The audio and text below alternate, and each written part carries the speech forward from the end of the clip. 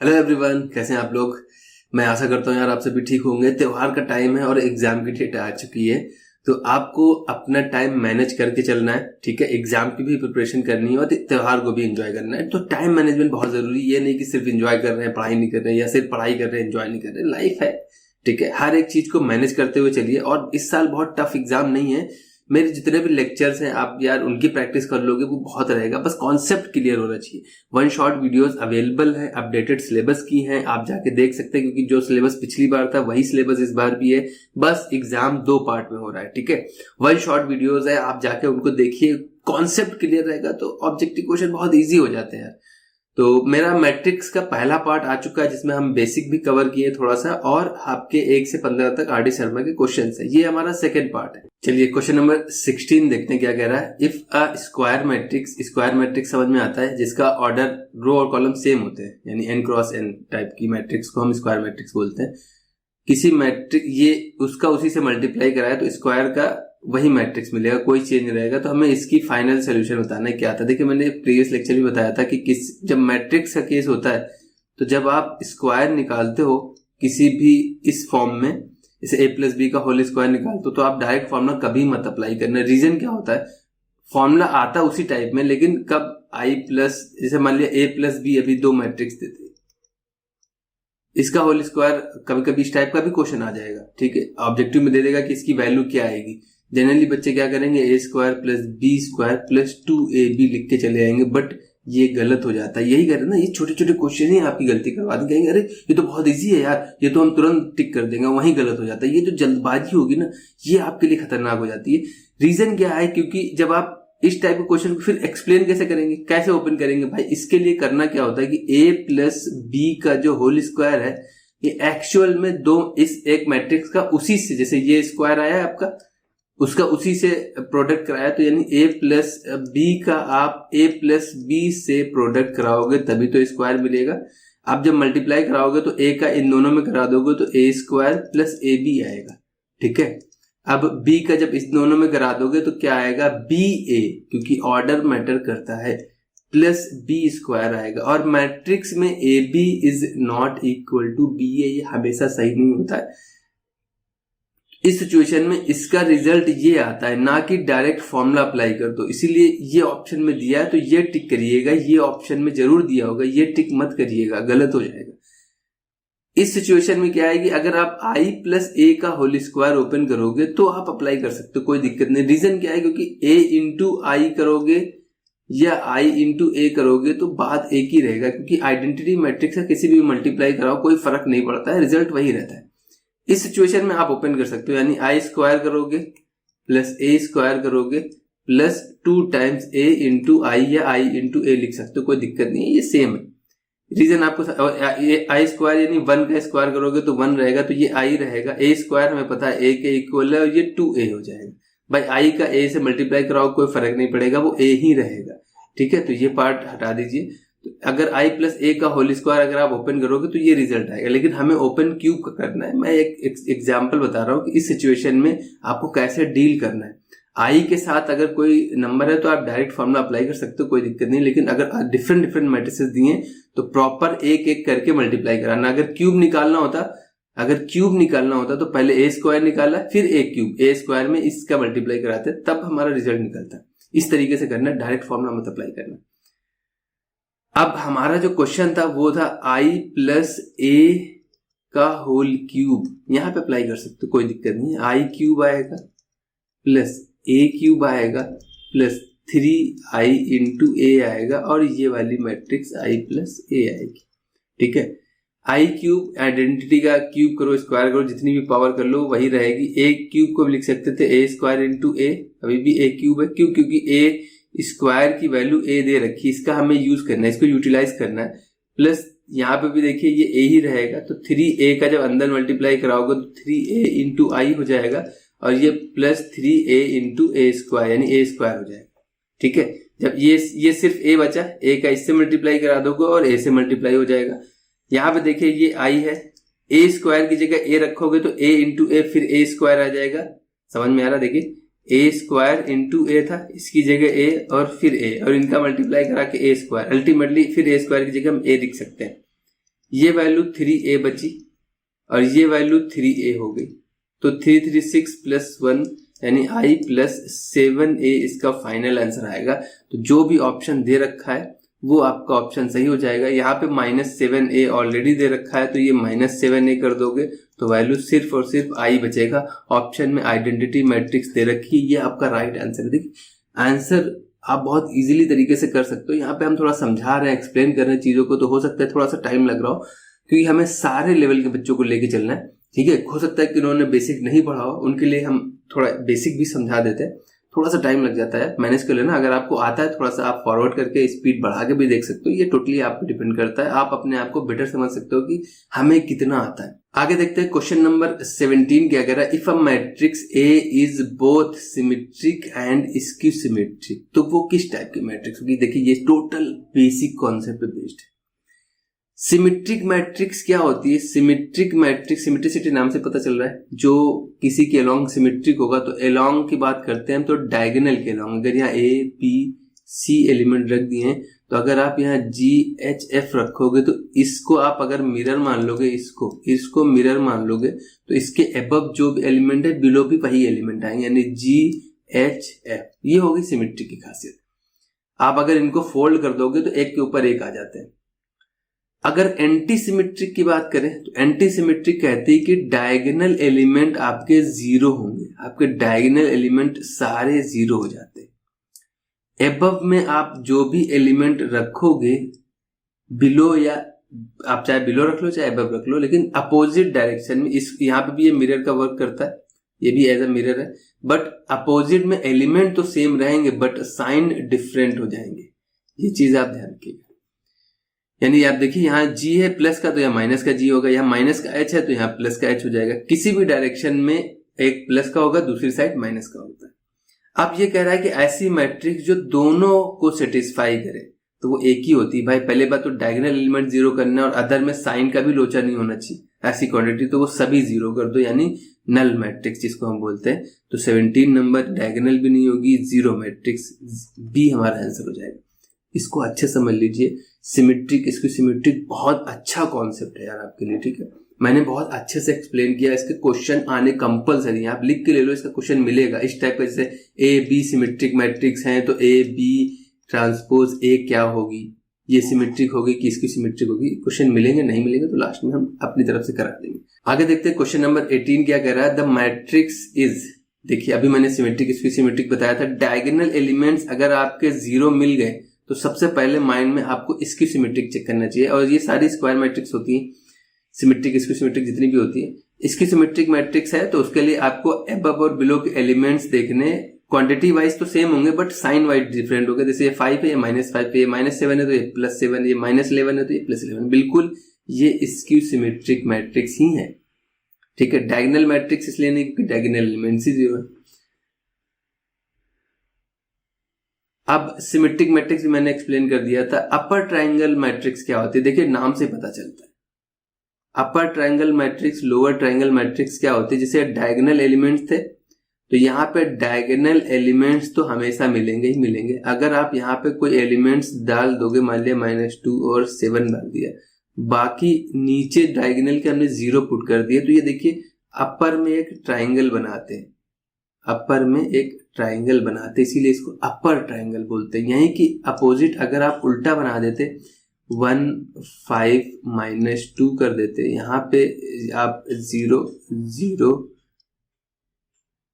और यहाँ पे आप कर दीजिए कुछ भी नंबर डाल दीजिए, 3 2 1, यहाँ 0 यहाँ 0 कर दीजिए।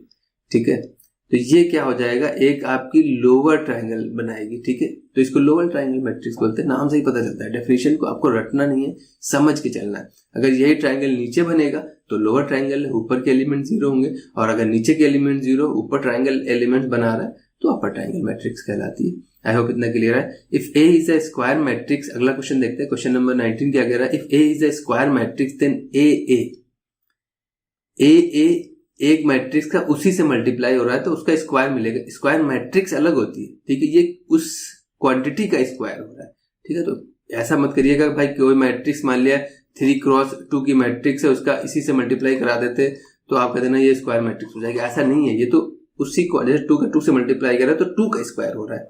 यहाँ पे स्क्वायर एक मैट्रिक्स की भी प्रॉपर्टी होती है, तो कंफ्यूज मत होना। ए इज ए स्क्वायर मैट्रिक्स, एक स्क्वायर मैट्रिक्स है, देन ए स्क्वायर क्या हो जाएगा, इसकी सिमेट्रिक हो जाएगी। इसकी हम कोई गारंटी नहीं ले सकते क्योंकि ए के बारे में हमें कुछ नहीं पता, बस इतना बता दिया कि वो स्क्वायर मैट्रिक्स है। हाँ, उसके जो मैट्रिक्स आएगी वो स्क्वायर ही फॉर्म में आएगी, लेकिन क्या इन प्रॉपर्टीज को सिमेट्रिक होगी ये भी हम नहीं कह सकते, डायगोनल मैट्रिक्स होगी ये भी हम नहीं कह सकते, यानी हमारा डी पार्ट सही हो जाएगा। आई होप इतना क्लियर है।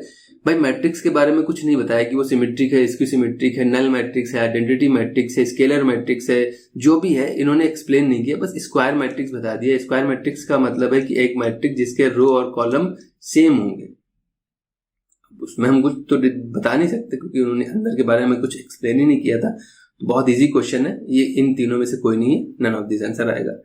हाँ, स्क्वायर मैट्रिक्स आएगी वो, ठीक है, क्योंकि भाई मैट्रिक्स का उसी से मल्टीप्लाई कराओगे तो ऑर्डर तो चेंज होगा ही नहीं, ऑर्डर सेम रहेगा। 20 नंबर क्वेश्चन क्या कह रहा है, if A and B are symmetric matrices then A, ये देखिए मैं बता रहा था इस टाइप की सिमेट्रिक, इसकी सिमेट्रिक का कॉन्सेप्ट क्लियर रखिए। सिमेट्रिक चेक करने के लिए आपको बस ये चीज ध्यान रखनी है, सिमेट्रिक कैसे है। सिमेट्रिक मैट्रिक्स क्या कहती है कि आप अगर मैट्रिक्स का ट्रांसपोज लोगे तो आपको कोई चेंजमेंट नहीं मिलेगा, वही रिजल्ट मिल जाएगा। यहीं पे इसकी सिमेट्री क्या कह देती है, इसकी सिमेट्री कहती है कि अगर आप किसी भी मैट्रिक्स का ट्रांसपोज लोगे भैया तो आपको माइनस साइन मिल जाएगा, ये इसकी सिमेट्री, यानी ओवरऑल आपको ट्रांसपोज ही लेना है। अब भैया ट्रांसपोज की प्रॉपर्टीज पता होनी चाहिए, जो मोस्ट इंपॉर्टेंट ट्रांसपोज की प्रॉपर्टीज है कि किसी भी मैट्रिक्स का आपने ट्रांसपोज लिया, ट्रांसपोज पता होगा। आई होप मैं मान के चलता हूँ यार, रो और कॉलम को चेंज करना होता है बस, और कुछ नहीं करना होता है। ये मैंने अच्छे से एक्सप्लेन कर रखा है, आप जाके बस स्पीड में बस जो आपके सिलेबस में वही पढ़ लीजिए जाके, तो क्लियर हो जाएगा कॉन्सेप्ट। प्रॉपर्टीज बहुत इंपॉर्टेंट है, किसी मैट्रिक्स का ट्रांसपोज लिया और फिर से उसका ट्रांसपोज ले लोगे तो आपको वही रिजल्ट मिलेगा, ये यूज होंगे, ध्यान रखिएगा। ए प्लस बी या माइनस बी में अगर आप ट्रांसपोज लेते हो तो ट्रांसपोज सेपरेट हो जाता है, यानी ए का अलग ट्रांसपोज ले लो और बी का अलग ट्रांसपोज ले लो, कोई दिक्कत नहीं है। सबसे अच्छा कॉन्सेप्ट है जो यूज होगा प्रोडक्ट में ट्रांसपोज का क्या होता है कि अगर आप, ये बहुत इंपॉर्टेंट है और ये इंपॉर्टेंट था, पहला और तीसरा वाला, ये आपको याद रखना। जनरली 4-5 प्रॉपर्टीज हैं लेकिन हम आपको वही बता रहे हैं जो आपके लिए इंपॉर्टेंट है। अब इस सिचुएशन में क्या होता है, प्रोडक्ट ट्रांसपोज में रो कॉलम उल्टी हो जाती है, मतलब बदल जाती है आपस में। 3x2 की मैट्रिक्स है तो अगर आप इसका ट्रांसपोज ले लोगे तो ये 3x2 की मैट्रिक्स हो जाएगी। अब यहाँ पे ऑर्डर चेंज हो जाता है, यानी B transpose into A transpose हो जाएगा, ठीक है। आप चाहते हो कि हम दोनों का मल्टीप्लाई करा के ट्रांसपोज लें, या आप चाहते हो पहले ट्रांसपोज लेके मल्टीप्लाई कराएंगे तो आपको इस ऑर्डर में मल्टीप्लाई कराना पड़ेगा। यानी अगर आप यहाँ पे अगर हम कह दें कि ए बी सी का ट्रांसपोज लेना है तो इस सिचुएशन में आपको उल्टा चलना पड़ेगा, सी का ट्रांसपोज पहले लेना पड़ेगा, बी का ट्रांसपोज फिर ए का ट्रांसपोज। ये प्रॉपर्टी बहुत इंपॉर्टेंट है, ये इस टाइप क्वेश्चन में यूज होगी, ठीक है। आई होप इतना क्लियर है। कोई डाउट है थोड़ा सा आप बेसिक देख लीजिएगा जाकर, नहीं तो इन प्रॉपर्टीज को नोट कर लीजिए। अब हम क्वेश्चन पे चलते हैं अपने। क्वेश्चन देखिए, क्वेश्चन क्या कह रहा था, 20 नंबर क्वेश्चन कह रहा है A and B are symmetric matrix. देखिए उन्होंने कहा है कि ए और बी कैसी हैं आपकी, सिमेट्रिक है। सिमेट्रिक का मतलब है, जो क्वेश्चन पढ़ते जाइए अपने मतलब की चीजें निकालते जाइए, यानी ए का ट्रांसपोज लोगे तो ए मिल जाएगा और बी का ट्रांसपोज लोगे तो बी मिल जाएगा। इसको सिमेट्रिक लिखा होता है तो माइनस साइन के साथ मिल जाता है। ये चीज गिवन है हमको, ये चीज क्वेश्चन में ही दिया है कि ए और बी सिमेट्रिक मैट्रिसेस है। देन ए बी ए के बारे में हमको, ए बी और ए के बारे में हमको डिस्कस करना है। तो देखिए इसके बारे में डिस्कस करना है, आपको सिमेट्रिक चेक करना हो, इसकी सिमेट्रिक चेक करना हो, हमें हमेशा ट्रांसपोज लेना पड़ता है। तो इसके बारे में हमें बताना है ये कैसी होगी, तो इस पूरे का हम क्या ले लें, ट्रांसपोज।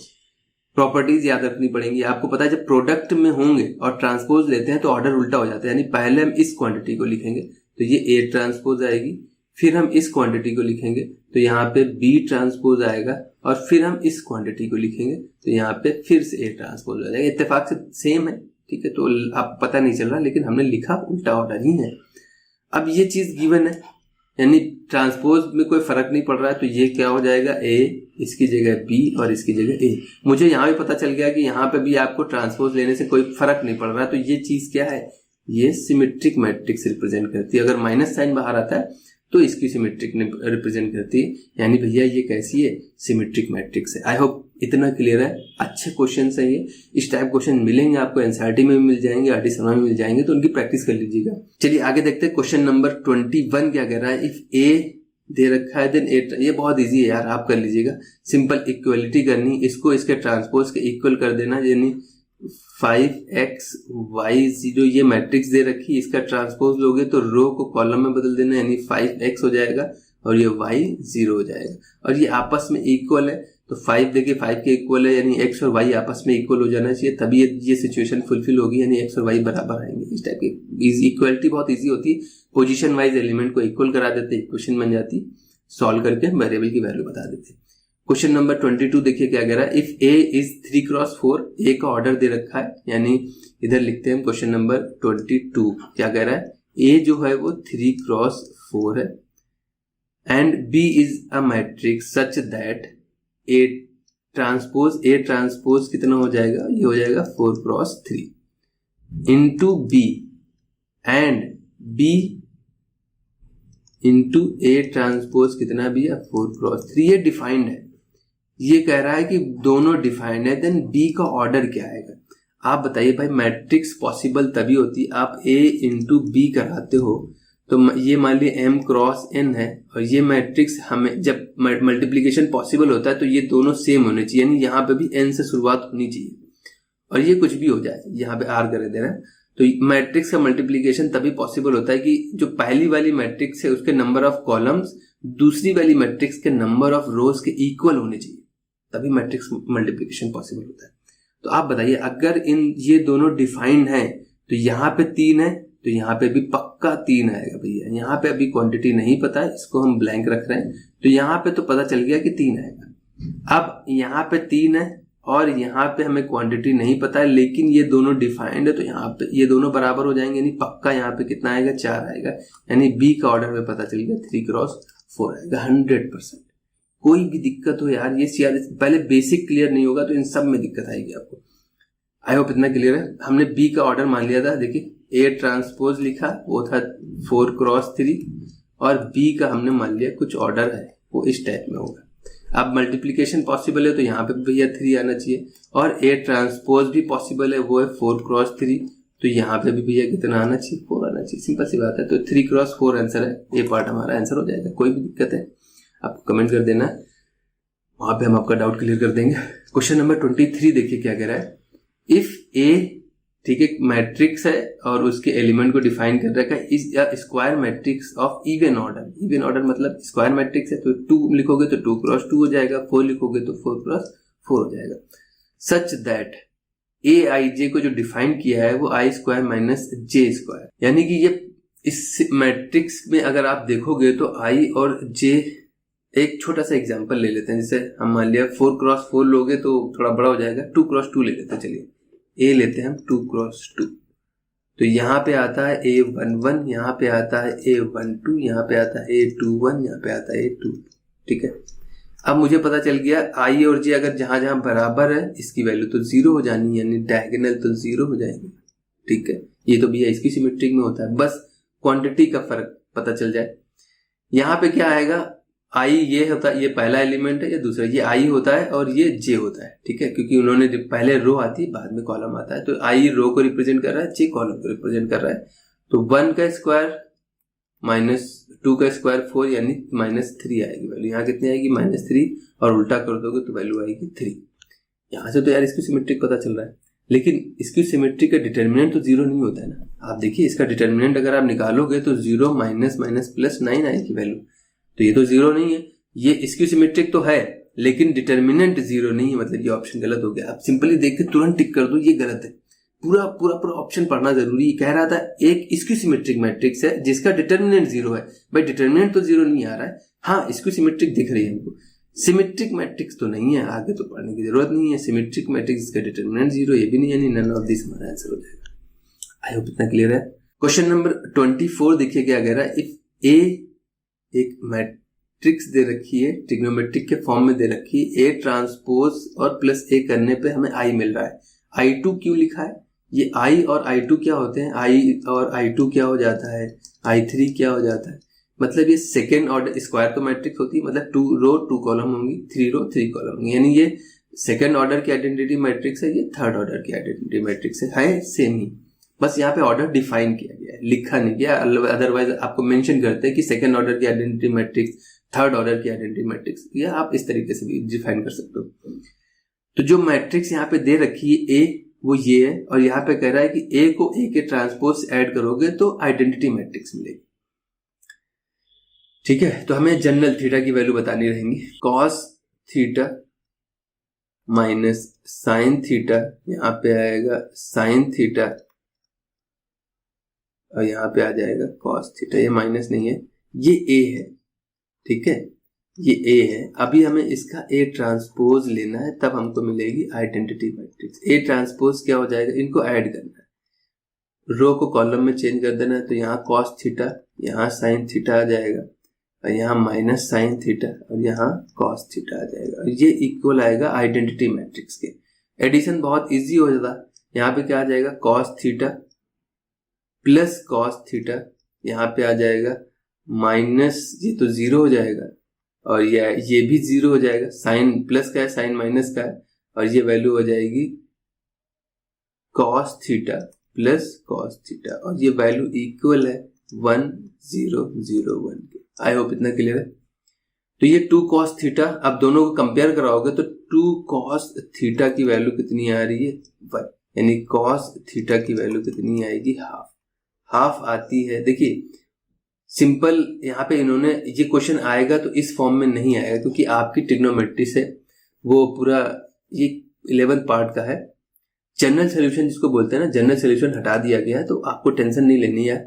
ये जनरल सोल्यूशन से अभी क्वेश्चन नहीं आएगा, आपसे आएगा तो यहाँ पे क्या दिया होगा, सिंपल वैल्यू दे, थीटा की वैल्यू क्या हो जाएगी, पाई बाई, ये आपको किस पे देता है, पाई बाई 3 पे। 60 डिग्री है, तो यहाँ पे इस पूरे नंबर की जगह पे आपको पाई बाई 3 फॉर्म में दिया होगा। ठीक है, तो यहाँ पे आपका आंसर वैसे क्या हो जाएगा, सी पार्ट हो जाएगा, क्योंकि ये हमें पता है कि पाई बाई 3 के मल्टीपल पे ये वैल्यू देता रहेगा। 2 पाई घूम के आओगे तो उस पर रिपीटिशन में देता रहेगा। लेकिन आपका जो अभी आपके एकेडमिक में जो आएगा क्वेश्चन मैंने करा दिया। रीजन क्या है कि आपके में अभी जनरल सोल्यूशन हटा दिया गया इन्वर्स ट्रिग्नोमेट्री से, तो आपको टेंशन नहीं लेनी। लेकिन क्वेश्चन आएगा, ये आ सकता है क्वेश्चन, क्यों, क्योंकि यहाँ पे सिंपल फॉर्म दे देगा, तो आपको छोड़ना नहीं है। पूरा ये जनरल सोल्यूशन दे रखा है, यहाँ पे सिर्फ और सिर्फ पाई बाई 3 दे देगा, पाई बाई 2 दे देगा, या कोई और वैल्यू दे सकता है इस टाइप से, लेकिन आपका एक सोल्यूशन जरूर आएगा पाई बाई 3। ठीक है, आई होप इतना क्लियर है। कोई डाउट है तो आपको कमेंट कर देना यार। क्वेश्चन नंबर 25 देखिए क्या कह रहा है। If A is expressed as the sum of symmetric and skew symmetric matrix, then symmetric matrix क्या हो जाएगी। देखिए बिना पेन और पेपर उठाए, यानी बिना पेन और पेपर पे काम किए हम इस क्वेश्चन का आंसर लिख सकते हैं। बस थोड़ा सा आपको बेसिक नॉलेज की जरूरत होनी चाहिए। देखिए सिमेट्रिक मैट्रिक्स किसी भी पहले थोड़ा सा बेसिक हम रिवाइज करा दें, फिर बाद में हम अपना मेथड बता देंगे। बेसिक मेथड होता क्या है, किसी भी मैट्रिक्स को आप लिख सकते हो half A plus A transpose plus half A minus A transpose. ठीक है, आप देखिए इन दोनों को ऐड करोगे तो सिंपल एलसीएम लोगे तो ये ए ट्रांसपोज कैंसिल होकर सिंपली ए के इक्वल ही है। अभी ये पार्ट आपका सिमेट्रिक होता है, जिसमें प्लस साइन आता है इसको पी बोलते हैं, इसको सिमेट्रिक बोलते हैं, और जिसमें माइनस साइन आता है इसको क्यू बोलते हैं, इसको स्क्यू सिमेट्रिक बोलते हैं, क्योंकि माइनस आप जब ट्रांसपोज लोगे तो माइनस इधर उधर हो जाएगा। तो ये चीज आपको समझ में आ गई, मैंने अच्छे से एक्सप्लेन भी कर रखा है, ये प्रूफ भी आता था पहले कि किसी भी मैट्रिक्स को सिमेट्रिक को इसके सिमेट्रिक के फॉर्म में आपको लिखना है। अभी क्या है कि सिमेट्रिक पता है, प्लस वाला है, तो ये सिमेट्रिक है, यानी कि हमें ए को ए के, आप हमें बिना पेन पेपर उठाए इस क्वेश्चन को कैसे सॉल्व करना था, ए को ए के ट्रांसपोज से ऐड करना था। भाई देखिए मैट्रिक्स का ट्रांसपोज आप लेते हो, ये तो मन में ले सकते हो सिंपली। यहाँ पे क्या है, हम लिखे दे रहे हैं वैसे, यहाँ पे क्या है, रो कॉलम में बदल जाएगी, यानी 2 0 -3 हो जाएगा। दूसरी वाली क्या हो जाएगी, 4 3 और 1 हो जाएगा। तीसरी वाली क्या है, -5 7 और 2 हो जाएगा। ठीक है, इन दोनों को ऐड करना है। वैसे अगर आप ना ही करते ये एलिमेंट, डायगोनल के एलिमेंट तो वैसे भी चेंज नहीं होते। ठीक है, इनको आप इन्हीं से ऐड करके हाफ कर दोगे तो देखिए हाफ भी तो होता है ना, यहाँ पे ये देखिए हाफ भी तो आता है। 2 को 2 से ऐड करके हाफ कर दोगे, बात वही रहेगी, यानी डायगोनल एलिमेंट चेंज नहीं होंगे। 2 3 2 किस मैट्रिक्स में दे रखे हैं, तो यानी ये सही है, ये गलत है, ये गलत है, इन दोनों में से एक आंसर होगा। आप कोई और एलिमेंट चेंज कर लेते हैं। देखिए सेकेंड एलिमेंट हमारा यहाँ पे एक ही अलग अलग है, तो ये सेकेंड एलिमेंट चेक करके हमको पता चल जाएगा। सेकेंड एलिमेंट हमारा 0 है, ये ऐड होता है इससे, क्योंकि रो कॉलम चेंज हो रहा है। आप चाहे तो प्रैक्टिकली कर लो यार, ये यहाँ पे दे रखा है 0 4 2 आ जाएगा, यानी ए पार्ट हमारा आंसर सही हो जाएगा। देखिए ये शॉर्ट तरीका है, थोड़ा सा प्रैक्टिस करने से आता है। बाकी आपको नहीं समझ में आया है तो आपको टेंशन नहीं लेनी है, सिंपल ए लिखा है, ये ए ट्रांसपोज है भाई, ठीक है। इन दोनों को ऐड करके हाफ कर देना होता है, ऐड करोगे तो 2 + 2 4 हो जाएगा, हाफ करोगे तो 2 मिलेगा, ठीक है। दूसरा एलिमेंट है 0 + 4 करोगे तो 4 आएगा, हाफ कर दोगे तो 2 मिलेगा। -5 -3 -8 आएगा, हाफ कर दोगे तो -4 मिलेगा। हमको तीनों एलिमेंट किस में मिल रहे थे, पहला आंसर है, पहला हमारा सही हो जाएगा। एक ही आंसर सही है, इतना टेंशन लेने की जरूरत नहीं है, ठीक है। आपको जो तरीका सही लगे आप उससे करिए, टोटली आप पे डिपेंड करता है। आपको पता है कि आपकी कैपेसिटी कितनी है, प्रैक्टिस कितनी है, ये भी मैटर करता है। क्वेश्चन नंबर 26 देखिए क्या कह रहा है, out of the following matrices choose the matrix which is scalar matrix. देखिए स्केलर मैट्रिक्स मैंने कहा बेसिक आप पता होना चाहिए। स्केलर मैट्रिक्स क्या होती है, अ डायगोनल मैट्रिक्स, ठीक है। एक डायगोनल मैट्रिक्स क्या होती है, एक स्क्वायर मैट्रिक्स जिसमें सिर्फ डायगोनल के एलिमेंट्स होते हैं, डायगोनल के एलिमेंट्स होते हैं। अब डायगोनल एलिमेंट कुछ भी हो सकते हैं, यहाँ पे मान लिया 1 2 3 लिख दिया, -5 6 7 लिख दिया, कुछ भी लिख सकते थे। उसके अलावा बाकी सारे एलिमेंट्स क्या हो जाएंगे, 0 हो जाते हैं, ठीक है। 2 + 2 में हो जाए, ये स्क्वायर मैट्रिक्स की बात होती है। स्क्वायर मैट्रिक्स में ही सारी चीजें मिलती है। तो हमारे में ये कह रहा है कि हमें एक स्केलर मैट्रिक्स बतानी। अब स्केलर क्या हो जाती है, स्केलर वो डायगोनल मैट्रिक्स हो जाती है जिसके सारे डायगोनल एलिमेंट्स सेम हो जाएंगे। यानी कि इसको आप ऐसे लिख दो, अगर 5 5 5, यहाँ पे 0, यहाँ पे 0, यहाँ पे 0, यहाँ पे 0, यहाँ पे 0, यहाँ पे, तो ये एक स्केलर मैट्रिक्स हो गई। समझ में आ रहा है, यानी कि वो डायगोनल मैट्रिक्स जिसके सारे डायगोनल एलिमेंट्स आइडेंटिकल हो, इसी से बनता है आपका आइडेंटिटी मैट्रिक्स। अगर सारे एलिमेंट 1 हो गए भैया, वो स्केलर मैट्रिक्स जिसके सारे एलिमेंट आप 1 कर दोगे तो हमको आइडेंटिटी मैट्रिक्स मिल जाता है। इसीलिए कहते हैं भाई मेरे बेसिक क्लियर रखना बहुत जरूरी है। तो ये हमारी आइडेंटिटी मैट्रिक्स एक पार्ट है इसको स्केलर मैट्रिक्स का, स्केलर मैट्रिक्स पार्ट है आपकी डायगोनल मैट्रिक्स का। समझ में आ रहा है, और डायगोनल मैट्रिक्स पार्ट है आपकी स्क्वायर मैट्रिक्स का। आई होप इतना क्लियर है। तो बेसिक आप जरूर देख लीजिएगा, यानी कि हमारे स्क्वायर मैट्रिक्स होना कंपलसरी था, यानी ये पार्ट हमारा सही हो जाएगा। आई होप इतना क्लियर है यार। कोई भी स्क्वायर मैट्रिक्स नहीं दे रखी थी, सिर्फ ए ही स्क्वायर मैट्रिक्स दे रखी है। The number of all possible matrices of order 3 × 2। अच्छा क्वेश्चन है, आपके एनसीईआरटी में भी दे रखा है, आने के बहुत चांसेस है इस टाइप के। आप मेथड समझ लो, क्वांटिटी हम 0 1 2 की जगह 4 भी दे सकते थे, 5 भी दे सकते, कोई भी क्वांटिटी दे सकते। आप करना कैसे ये देख लीजिए। देखिए एक 3 × 3 की मैट्रिक्स आपको बनानी है, तो पहले हम थोड़ा प्लेस बना दे रहे हैं। 1 2 3 1 2 3 1 2 3, 3 रो होंगी, 3 कॉलम होंगी, तभी तो हमारी 3 × 3 की मैट्रिक्स मिलेगी। इस जगह पे आपको परम्यूटेशन कॉम्बिनेशन आना चाहिए अच्छे से। इस जगह पे आपको फिल करने के ऑप्शन कितने हैं, 0 और 1। यानी कहने का मतलब है, एक एग्जांपल बता दें, कोई मैट्रिक्स ये भी हो सकती है, एक ये भी मैट्रिक्स बिल्कुल है, एक मैट्रिक्स ये भी हो सकती है भाई। 0 और 1 का यूज करके बन रही है। अब ये 1 आप किसी भी 0 की जगह पे रख सकते हो। आप सोचो कितनी मैट्रिसेस बन जाएंगे। अब आप 2 1 लो, 3 1 लो, लेके कॉम्बिनेशन बनाओ, कितने बन सकते हैं।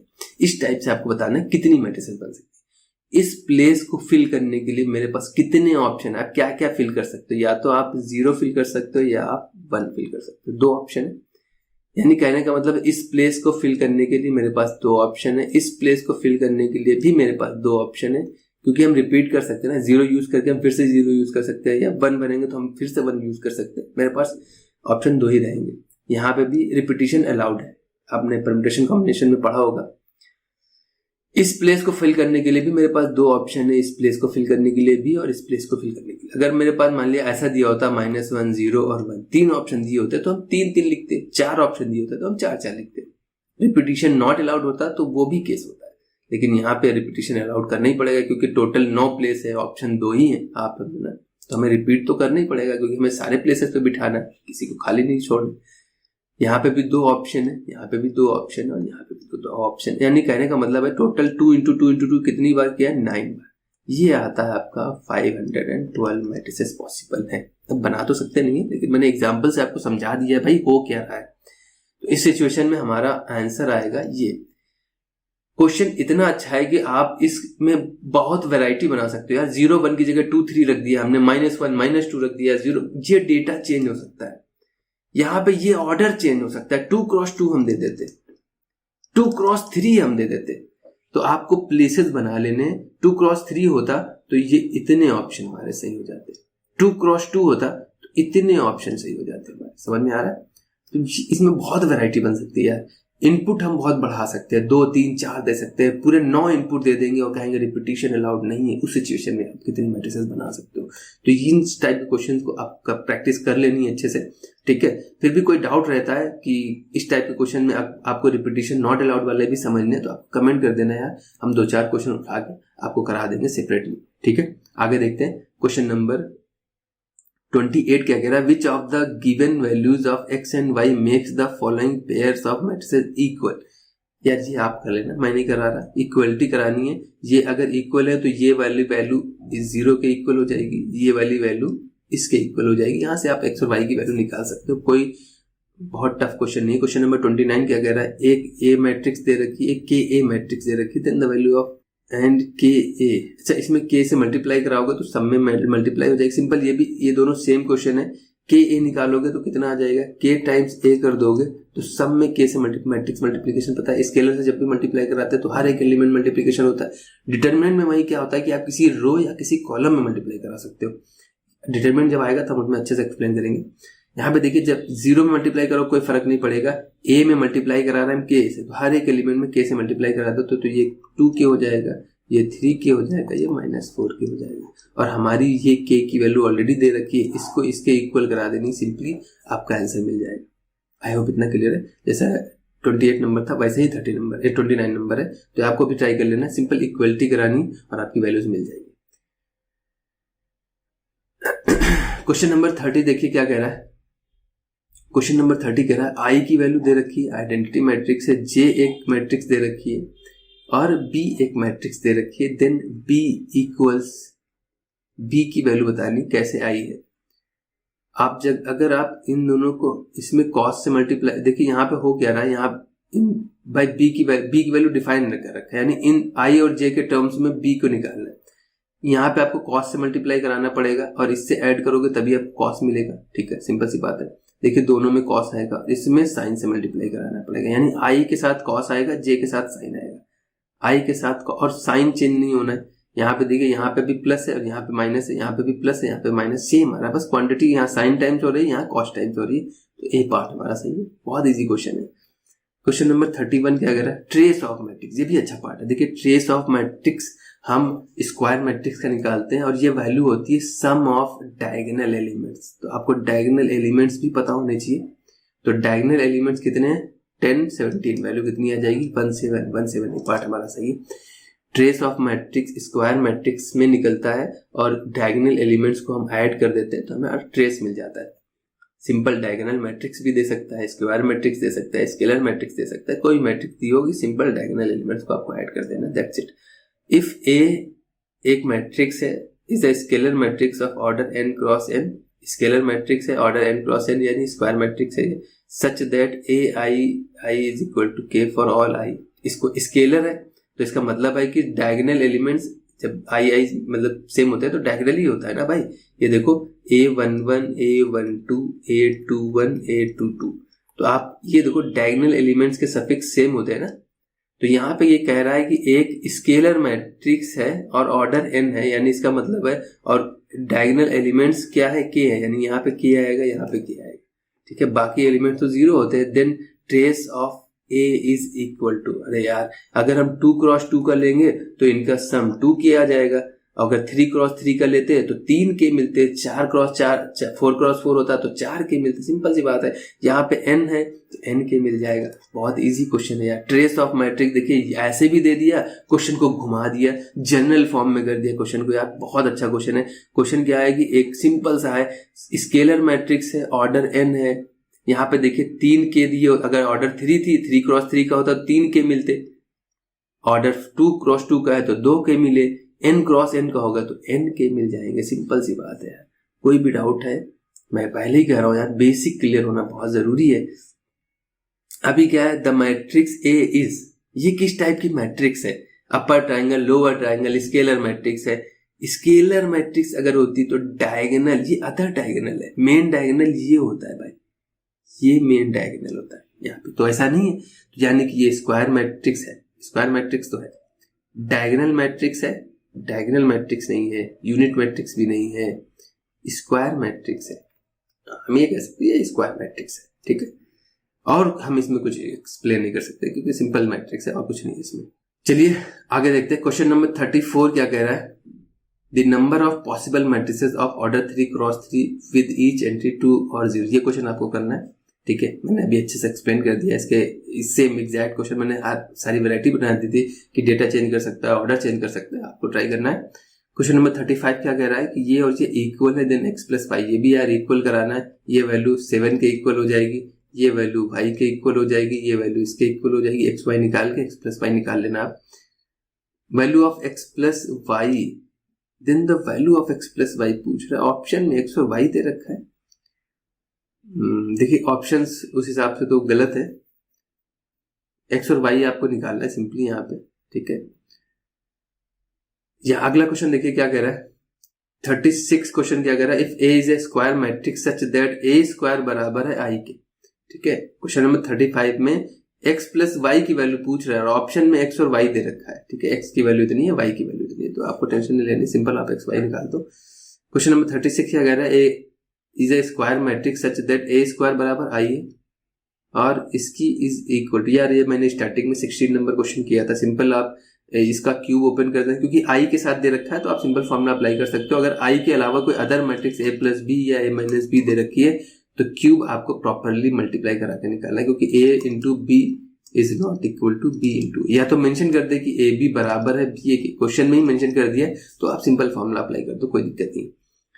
तो ये क्वेश्चन मैंने 16 नंबर क्वेश्चन की तरह ही है, एग्जैक्ट करा रखा है, आप जाके प्रैक्टिस कर सकते हो। क्वेश्चन नंबर 37 क्या कह रहा है, if a and b are two matrices of order 3x m and 3x n respectively, ठीक है, and m और n are equal, then the order of 5a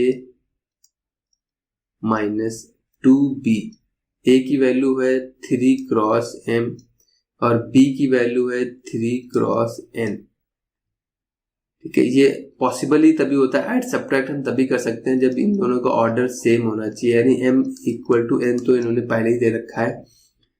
then the order of, इसका order क्या आ जाएगा, ये ऑर्डर भाई 3x m लिख दो या 3x n लिख दो, कौन सा ऑर्डर आ रहा है 3x m या 3x n, क्योंकि m और n तो इक्वल है, कोई भी ऑर्डर चेंज नहीं होगा। देखिए ये कैसे आ गया भाई, आप अगर a 2x3 है, इसको आप कोई दूसरी मैट्रिक्स 2x3 से ही ऐड कर सकते हो, जिन दोनों का ऑर्डर सेम है, और एडिशन के बाद जो मैट्रिक्स मिलेगी, एडिशन वाली मैट्रिक्स जो मिलेगी उसका ऑर्डर भी यही रहेगा।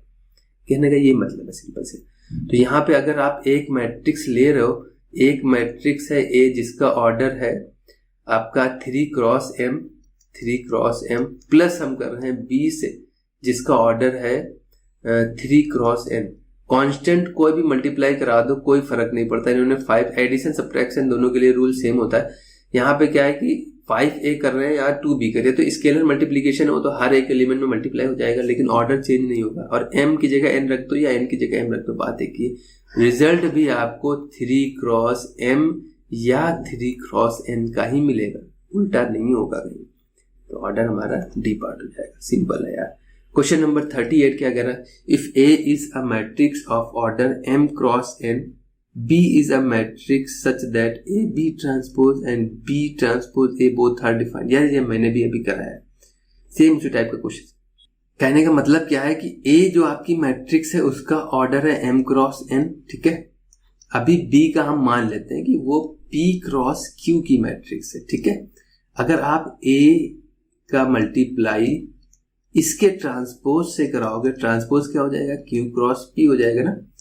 अब अगर ये मल्टीप्लिकेशन पॉसिबल है, इसका मतलब है ये दोनों इक्वल होने चाहिए, तो Q की वैल्यू आके भैया n, एक सिचुएशन हो, ठीक है।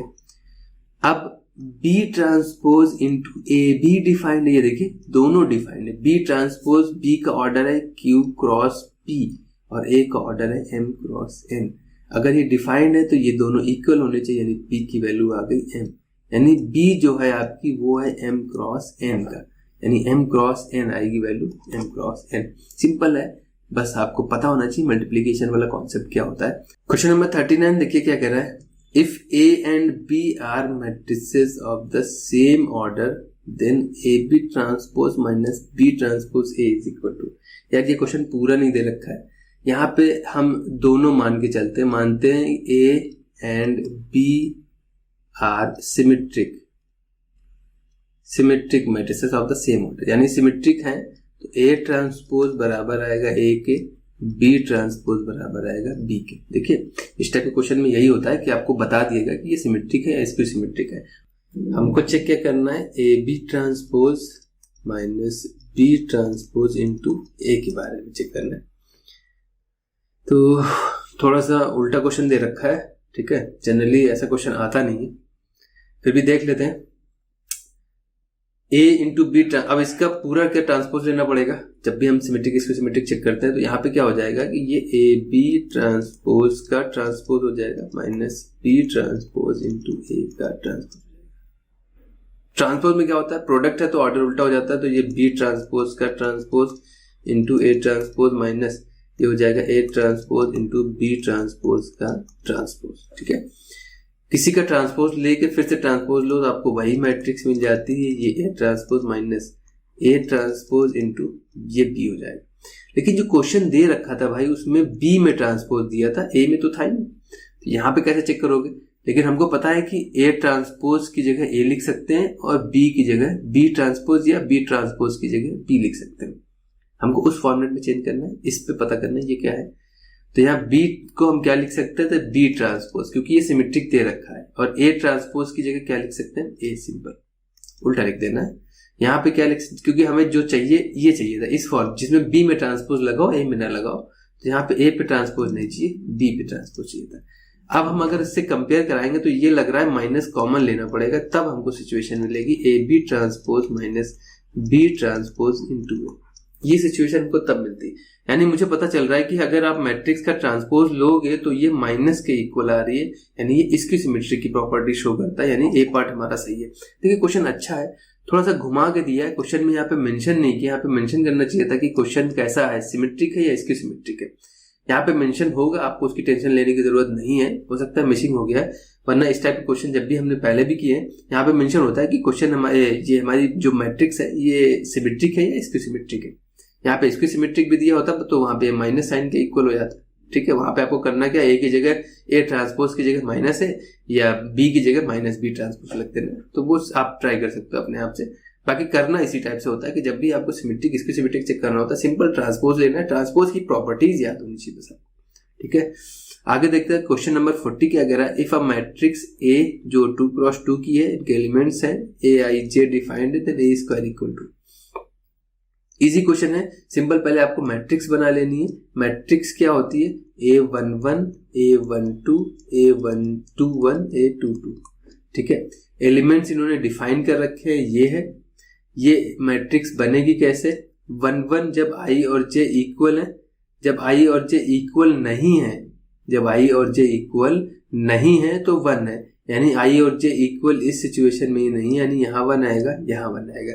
और उसके अलावा i प्लस j जब है यहाँ पे इक्वल आना चाहिए, वो वैल्यू आ रही है 0, यानी दो ही सिचुएशन है, वो है यहाँ पे वैल्यू आएगी 0। आई होप इतना क्लियर। यहाँ पे देखिए इन्होंने एलिमेंट डिफाइन कर रखे थे, तब आपको ए स्क्वायर निकालना है, यानी सिंपल इसका इसी से मल्टीप्लाई करा दोगे, 0 1 0 1 0, सॉरी जब आप मल्टीप्लाई करा लो आपको रिजल्ट मिल जाएगा। मल्टीप्लीकेशन आपको आता ही होगा।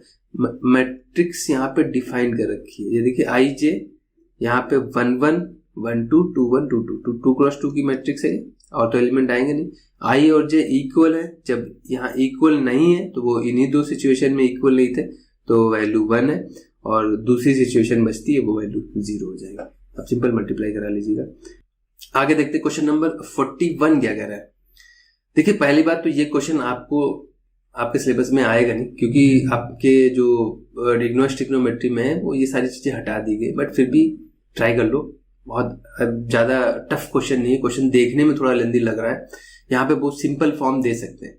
सिंपल फॉर्म कैसे दे सकते हैं, यहाँ पे एंगल वैल्यूज रख सकते हैं, बट ये क्वेश्चन थोड़ा मिसप्रिंटेड है, tan cot में सारी चीजें हैं, तो डायगोनल एलिमेंट में खास करके अगर यहाँ cot है तो यहाँ पे tan आएगा, ठीक है, या यहाँ पे sin है तो यहाँ पे cos आएगा।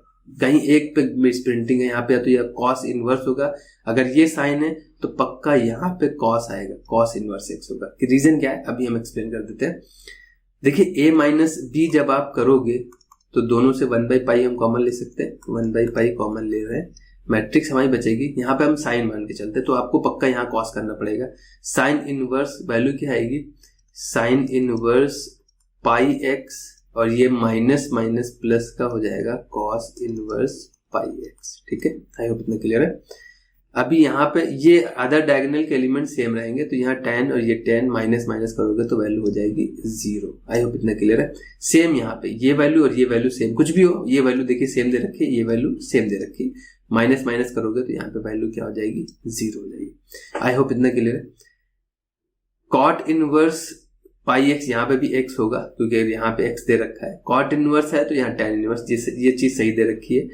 कॉट इनवर्स कितना है, पाई एक्स है, और यहाँ minus minus plus tan inverse पाई एक्स हो जाएगा। एक्चुअल में एक प्रॉपर्टी होती है sine inverse x plus cos inverse x की वैल्यू पाई/2 होती है, आइडेंटिटी होती है, आपने पढ़ा होगा। ये इसलिए करा, ये आइडेंटिटी वगैरह हटा दी गई है, बट यहाँ पे सिंपल फॉर्म में, एंगल के फॉर्म में कोई क्वेश्चन आ सकता है, तो इसलिए आप कह रहा हूँ एक बार ट्राई कर लो, थोड़ा सही रहेगा।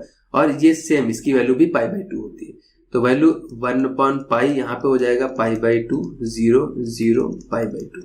पाई/2 बाहर ले लोगे तो पाई पाई कैंसिल हो जाएगा, हाफ 1 0 0 1, और ये आइडेंटिटी मैट्रिक्स होती है, वैल्यू हाफ आई आ रही है, यानी हमारा डी पार्ट आंसर सही है। देखिए क्वेश्चन देखने में बहुत लेंदी लग रहा है, बट एक्चुअल में लेंदी है नहीं, तो इसीलिए कह रहा हूँ कि इस टाइप के क्वेश्चन को अवॉइड नहीं करना है। थोड़ा सा टाइम लग रहा है, आपके सिलेबस में नहीं है, बट फिर भी यार पूछ सकते हैं, कुछ भी नहीं है। और क्वेश्चन आया है, बस यहाँ पे जनरल डेटा चेंज कर सकते हैं ताकि आपकी सिंपल वैल्यूज दे दी जाए और आपका आंसर आ जाए। बस क्वेश्चन देखने में लेंदी लगता है, बच्चे अवॉइड करते हैं, लेकिन हाँ 1 नंबर क्वेश्चन है, पहले आप क्वेश्चन देख लीजिए। आपके पेपर में जो और इजी है उनको अटेम्प्ट कर लीजिए, टाइम बचता है आपके पास, फिर भी एक क्वेश्चन छूट रहा है तो आप अटेम्प्ट करिए, ठीक है। 42 नंबर क्वेश्चन देखिए क्या कह रहा है, if A and B are square matrices of the same order then A plus, देखिए मैंने स्टार्टिंग में भी बताया था, आप सिंपल इसको ऐसे मत लिख दीजिए कि ए स्क्वायर माइनस बी स्क्वायर हो जाएगा, ऐसा नहीं होता। ये ए माइनस बी, ये A plus B, A minus B, A square minus B square formula matrices में नहीं लगता है, आपको मल्टीप्लाई कराना पड़ेगा। अगर आपने ये आंसर लगा दिया तो भैया ये आंसर गलत हो गया। रीजन क्या है, इन्होंने तो कह दिया स्क्वायर मैट्रिसेस है सेम ऑर्डर की, लेकिन फिर भी हमें नहीं पता यार कि इनका क्या प्रोडक्ट, जब आप मल्टीप्लाई कराओगे तो वैल्यू आएगी, ए का मल्टीप्लाई कराओगे तो ए स्क्वायर माइनस ए बी आएगा, बी का मल्टीप्लाई कराओगे तो B A minus B square आएगा। लेकिन हमें नहीं पता है कि ये दोनों इक्वल आएंगे कि नहीं आएंगे, क्योंकि मैट्रिक्स मल्टीप्लिकेशन में ऑर्डर मैटर करता है। तो उस सिचुएशन में ए बी प्लस बी ए किस में दे रखा है, ए बी बी ए, ये वैल्यू आपकी आंसर सही है, सी पार्ट आपका आंसर सही है। आप आंसर मैच करा लीजिएगा, ये टोटली आप पे डिपेंड करता है। देखिए बहुत इजी क्वेश्चन है, लेकिन आपका बेसिक कॉन्सेप्ट पे है, कोई और कुछ नहीं दे रखा है इस क्वेश्चन में। इफ क्वेश्चन नंबर 43 देखिए क्या कह रहा है, if A and B then A की वैल्यू है 2x3 और बी की वैल्यू है 3x2। ए बी भी डिफाइंड है तो ए बी आएगा, वो आएगा 2x2 का। अगर हम b रख देते 3x2, a रख देते 2x3, तो बी ए भी डिफाइंड है और वो आएगा 3x3 का। देखिए इसीलिए हम कह रहे हैं कि देखिए दोनों डिफाइन नहीं है, दोनों इक्वल नहीं है। ए का ऑर्डर ही अलग है, ए बी का ऑर्डर अलग है, बी ए का ऑर्डर अलग है, तो इसीलिए ये इक्वल हो भी सकते हैं, नहीं भी हो सकते, हमें पता नहीं होता है। और ऑर्डर भी सेम है तब भी क्वांटिटी अंदर डिफरेंट हो सकती है मल्टीप्लीकेशन में। तो बी ए ये आ गया, यानी हमें अब ऑप्शन देखना, A B is only A B is defined, नहीं बी ए भी डिफाइंड है, only B A is defined है, नहीं ए बी भी डिफाइंड है, A B and B A both are defined, यानी सी पार्ट हमारा सही है, A B B A both defined है। अगला क्वेश्चन कह रहा है, क्वेश्चन नंबर 44 कह रहा है, मैट्रिक्स यार ये आपको करना है, डायगोनल एलिमेंट 0 है, सिमेट्रिक, इसको सिमेट्रिक का फॉर्मेट होता है, जब भी डायगोनल एलिमेंट 0 है तब आपको चेक करना होता है। अगर डायगोनल एलिमेंट 0 है तो फिर आपको देखना होता है अब बिलो की क्वांटिटी सेम है, साइन डिफरेंट है कि नहीं, तो इसकी सिमेट्रिक हो जाती है, आपको मैंने बता रखा है। आगे देखिए क्वेश्चन नंबर 45 क्या कह रहा है, द मैट्रिक्स इज, तो डायगोनल मैट्रिक्स है, देख के ही पता चल रहा है, चलिए आगे देखते हैं। क्वेश्चन नंबर 46 क्या कह रहा है, if A and B are symmetric matrices of the same order then B A B transpose minus B A transpose के बारे में बताना। देखिए सेम टाइप का क्वेश्चन था। 46 जो है वो हमारा सेम क्वेश्चन कौन सा लगा रहे थे अभी हम, 39। देखिए हमने बताया था कि यहाँ पे मेंशन होता है कि ए और बी कैसी मैट्रिसेस हैं। यहाँ पे 46 नंबर क्वेश्चन सेम क्वेश्चन है, ये आपको खुद से ट्राई करना है यार, और ये आपके आंसर्स दे रखे हुए हैं, ठीक है। आपको इसका आंसर कमेंट कर देना है और कोशिश करिएगा कि ये जो फिल इन द ब्लैंक्स है इस टाइप के क्वेश्चन भी लगा लीजिए प्रैक्टिस के लिए। ये भी आपके लिए मल्टीपल उसी का काम करते हैं, बस यहाँ पे ऑप्शन दे रखा होगा। यहाँ पे आपको सिंपल आपका बेसिक क्लियर है तो इस टाइप के क्वेश्चन आप ट्राई कर लीजिएगा, ये आपके एमसीक्यू से मिलते जुलते रहते हैं। तो आज की वीडियो में यार इतने ही रखते हैं, ठीक है। डिटर्मिनेंट अभी कुछ इंपॉर्टेंट क्वेश्चन है तो वो हम इसलिए नहीं करा रहे क्योंकि डिटर्मिनेंट का मिक्स होगा तब जाके अच्छे क्वेश्चन बनते हैं। इस टाइप के क्वेश्चन की जैसे डिटर्मिनेंट ए दे रखा है 5 तो 3 टाइम डिटर्मिनेंट ए की वैल्यू कितनी आएगी, या एडजॉइंट ए की वैल्यू कितनी, उसका डिटर्मिनेंट, ए इनवर्स का डिटर्मिनेंट, इस टाइप के क्वेश्चन बनेंगे। लेकिन उसके पहले आपको डिटर्मिनेंट पढ़ना बहुत जरूरी है। तो डिटर्मिनेंट के क्वेश्चन कराएंगे, उसके लास्ट में हम इंपॉर्टेंट क्वेश्चन कराएंगे जो दोनों का मिक्सचर होगा, ठीक है। तब तक सेफ रहिए, त्योहार को एंजॉय करिए और अपनी पढ़ाई के साथ अपने टाइम शेड्यूल मेंटेन करिए। ये नहीं कि सिर्फ एक चीज को पकड़ लीजिए, यार लाइफ है, आपको एंजॉय भी करना है और पढ़ाई भी करना है, लेकिन हर चीज का बैलेंस होना बहुत जरूरी है लाइफ में, ठीक है। सेफ रहिए, अपनों का ख्याल रखिए, ठीक है। नेक्स्ट वीडियो में मिलते हैं।